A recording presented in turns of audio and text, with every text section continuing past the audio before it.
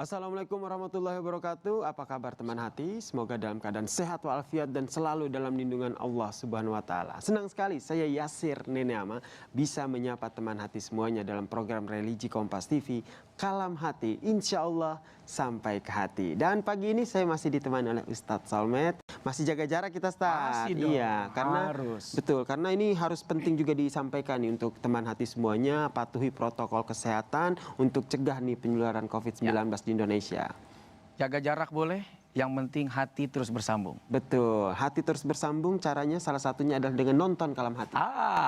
Cakep. Cakep. Berapa nomor sepatu? Asik. Nah, Ya Kak Yasir. pagi ini tema yang akan kita bahas adalah bagaimana menjadi orang tua, yaitu sahabatku. Kalau kita lihat kan zaman dulu itu kan orang tua kalau deketin anak itu kan agak-agak segan tuh. Nah kalau sekarang tuh udah ada era digitalisasi, ada media sosial, orang tua juga punya Instagram, punya WhatsApp. Nah tapi anak ini juga hati-hati. Waduh, bokap gue punya Instagram nih, gue harus gue follow nanti ketahuan nih. Nah itu kan berarti tidak ada keakraban antara orang tua dan juga anak nih. Ini seperti apa nih Islam mengajarkan orang tua dan juga anak nih bisa menjadi sahabat? Baik, bismillahirrahmanirrahim. Assalamualaikum warahmatullahi wabarakatuh. Alhamdulillahirrabbilalamin. Assalatu wassalamu ala sayyidina wa nabiyina Muhammadin sallallahu alaihi wasallam wa ala alihi wa ashabihi ajmain. Pemirsa di mana saja, sahabat atau teman hati yang dirahmati oleh Allah Subhanahu wa taala, semoga hari ini kita diberikan perlindungan, diberikan keamanan, dan keluarga kita dijadikan keluarga yang bahagia.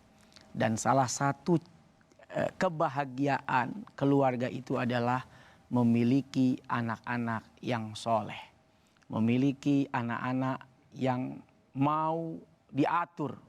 Nah ini perkara diatur ini perkara yang tidak mudah ini, ya Kak Yasir.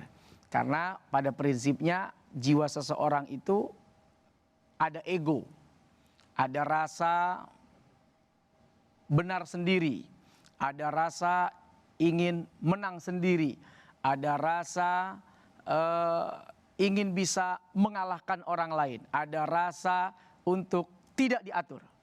Karenanya anak dalam Islam itu kalau dia tidak menjadi teman, maka dia menjadi adu. Kata Allah Subhanahu wa taala. Apa itu adu? Musuh. Serem juga. Adu walakum. Dia akan jadi musuh bagi kamu di dunia sampai di akhirat. Makanya mendidik anak itu tidak gampang. Lebih gampang ngajarin anak orang daripada mengajarkan anak kandung sendiri. Saya kasih contoh Kak Yasir. Pesantren di Pulau Jawa ini banyak banget. Termasuk saya juga pernah mondok di pesantren. Kiai-kiai yang kita belajar kepada beliau itu banyak melahirkan orang-orang besar. Melahirkan santri-santri yang jadi kiai, jadi politisi, jadi hakim, jaksa, dan lain sebagainya. Tapi yang menarik untuk anaknya sendiri, dia titipkan ke orang lain. Ya kan? Betul. Banyak kan? Kiai-kiai besar yang dengan didikannya orang jadi hebat. Tapi begitu urusan anak kandung, kenapa nggak dididik langsung? Dia titipin ke sahabatnya. Jagain anak saya. Saya titip anak saya untuk kamu berikan pendidikan. Itu sekelas orang yang bisa menelurkan atau memproduksi orang-orang hebat dari pesantren. Tapi begitu anaknya sendiri, dia titipkan ke orang lain. Apa pesan yang ingin saya sampaikan? Bahwa mendidik anak kandung itu sangat sulit.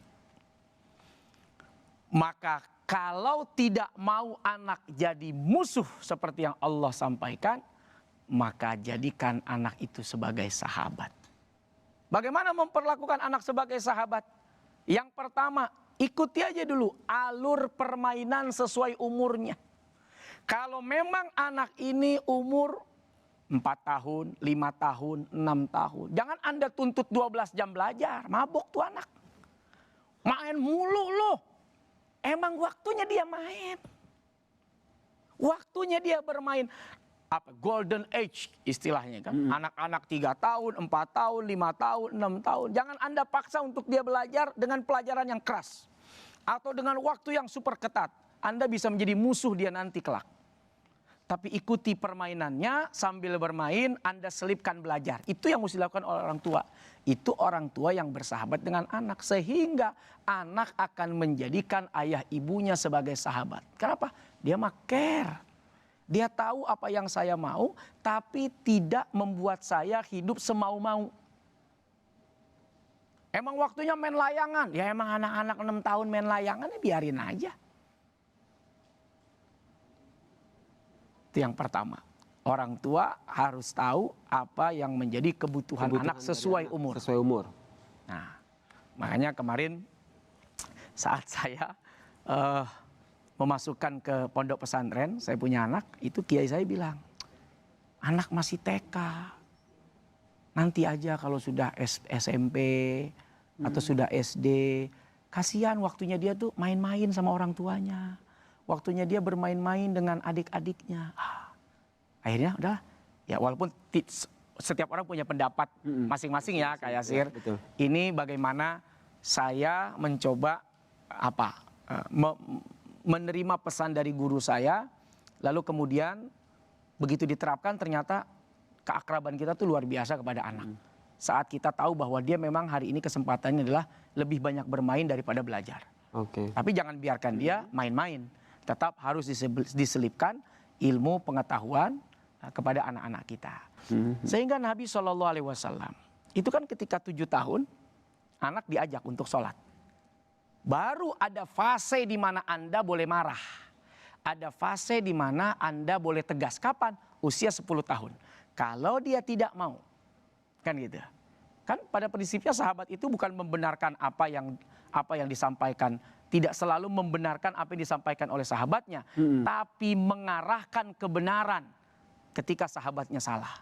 Iya. Bukan yang salah kemudian terus, udah bener buat lu mah. Emang apa? Lu kan teman gua. Lu kan sahabat gua. Lu kan sahabat bener gua. Aja, begitu. Nah, udah pokoknya bener aja. Karena ada apa-apa gue belain. Nggak begitu Nggak sahabat. begitu ya. Sahabat itu kapan waktunya kita dukung, kita support. Kapan waktunya dia salah, harus kita tegur. Begitupun juga kepada anak. Apalagi ada saatnya Anda mengajak dengan kelembutan. Ada saatnya Anda bicara dengan ketegasan. Itulah sahabat. Itu ya. Nah tadi kan yang pertama tuh memperlakukan anak sesuai dengan umur. Ya. Nah yang kedua apa nih agar anak itu bisa menjadi sahabat orang tua? Ya. Udah tahu nih Ustadz nih saya mau break. Boleh gue diem aja. Ustadznya udah pinter nih. Berarti kita jeda dulu ya teman hati. Nanti akan dilanjutkan oleh Tausiah. Oh iya, oke, siap. Kalau begitu kita jeda dulu teman hati. Kalam Hati akan kembali usai jeda berikut ini. Jadi jangan kemana-mana, tetap di sini di Kalam Hati. Insya Allah sampai ke hati.